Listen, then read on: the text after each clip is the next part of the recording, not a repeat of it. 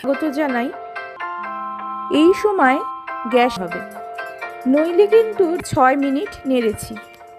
ডালে একটা হালকা জল নিয়ে ডালটাকে সেদ্ধ করে নিচ্ছি। 5-7 মিনিট পর আমি কুকারটা খুলে আর দিচ্ছি 1 চা চামচ আদা বাটা। এই সমস্ত মশলা তেলে দিয়ে আমি খুব ভালোভাবে নেড়ে চেড়ে মশলাটাকে একটু ভাজা ভাজা করে নিচ্ছি। আর দিচ্ছি 1/2 চামচ পরিমাণের ভাজা জিরের গুঁড়ো। জিরেকে হালকা করে ভেজে নিয়ে গুঁড়ো করে দিয়েছি।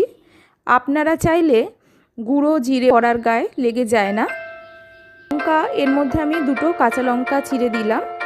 লঙ্কাটাকে নিয়ে আমি ভালো করে একটু নেড়ে ছেড়ে নিলাম। নেড়ে ছেড়ে মশলার সঙ্গে আমি মিশিয়ে নিচ্ছি। এইভাবে যদি আপনারা বাড়িতে শেয়ার